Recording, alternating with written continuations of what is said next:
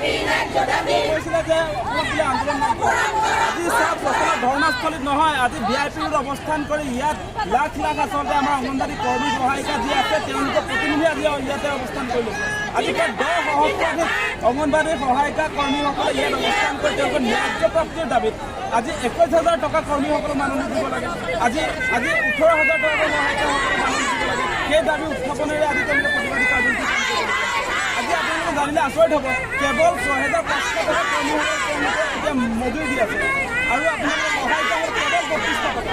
3200 টকাত এটা পৰিয়াল কেনেকৈ চলিব পাৰে সেইটো হিমন্ত বিশ্ব শৰ্মাই দেখুৱাই দিব লাগে। আজি ভয়ংকৰ মূল্যবৃদ্ধিৰ সময়ত 3200 টকা গোটেই দিনটো কাম কৰি কেৱল 3200 টকা দিয়ে। আজি তেওঁলোকে সেই দাবী উত্থাপন কৰিছে যে তেওঁলোকৰ মাননি নহয় মজুৰি দিব লাগে, চাকৰি স্থায়ীকৰণ কৰিব লাগে, প্ৰতিটো কৰ্মীসকলক তেওঁলোকে 21,000 টকাকৈ দৰমহা দিব লাগে, আপোনাৰ এই সহায়িকাসকলক দৰমহা দিব লাগে। তেওঁলোকে ইমানে কামৰ বোজা BLৰ পৰা আৰম্ভ কৰি চৰকাৰী যিমান কাম কাজ আছে অংগনবাড়ী নোহোৱাকৈ কেতিয়াও সম্ভৱ নহয়। অংগনবাড়ী প্ৰতিষ্ঠাৰ বাবে অংগনবাড়ী কৰ্মী সহায়িকা লাগিবই। গতিকে এনেকুৱা এটা গুৰুত্বপূৰ্ণ চাকৰিৰ ক্ষেত্ৰত হিমন্ত বিশ্ব শৰ্মাই 3200 টকা দি আচলতে তেওঁ কি মূল্য বুকিছে গোটেই দিনটো কামত লগাব অংগনবাড়ী কৰ্মী সহায়িকাসকলক, তাৰপিছত 3200 টকা দিছে মানে কি দিছে 3200 টকা আজিকালি তেনেকুৱা ধৰণৰ কাম কাজ কৰিছে। আৰু আপোনালোকে এটা কথা জানিব যে দিল্লীত আজিৰ তাৰিখত অংগনবাড়ী কৰ্মীয়ে 12,700 টকা পায়, 12,700 টকা। অসমত যে বিজেপি চৰকাৰে এভৰ আছাম বুলি কয়, অসমত কিমান পায় 6,500 টকা, দিল্লীত পায় 12,700 একদম বেছি। আৰু আপোনালোকে 3250 টকা যে সহায়িকাসকলক দিয়ে তাত দিল্লীত আপোনাৰ 8,000 টকা দিয়া হয়। গতিকে কিমান ডিফাৰেঞ্চ, আকাশ পাতাল পাৰ্থক্য।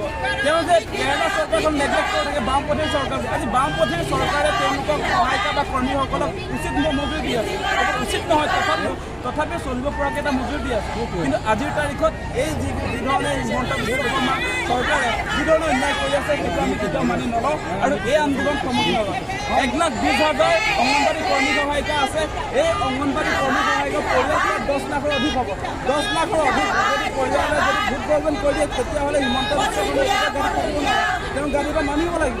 এইবাৰ অংগনবাড়ী কৰ্মী সহায়িকা সন্থাই ইতিমধ্যে আপোনাৰ সিদ্ধান্ত আছে তেওঁলোকে ভোট বৰ্জন কৰিব। তেওঁলোকে যদি ভোট বৰ্জন কৰি দিয়ে কিন্তু হিমন্ত বিশ্ব শৰ্মাৰ চৰকাৰ মোক দি দিব।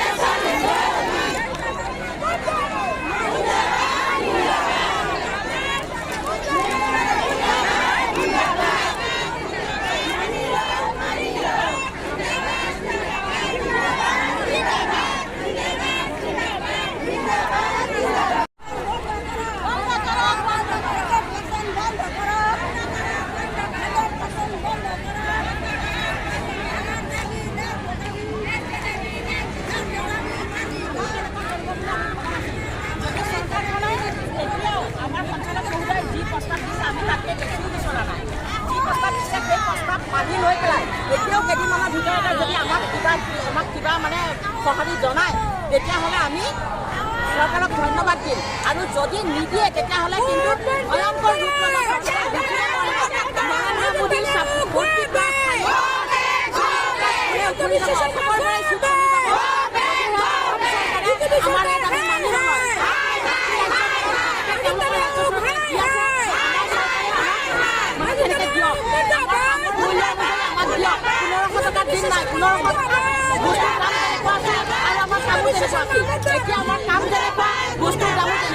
আমাক কামৰ মূল্য দিয়ক আমি বেছি বিচাৰোঁ।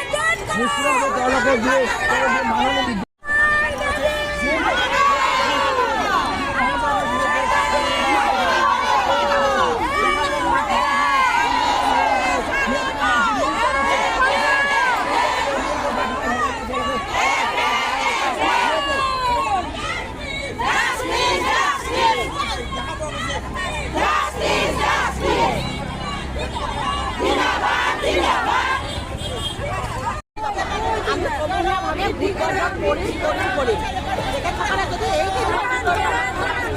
নিদিয়ে তেতিয়াহ'লে আমাৰ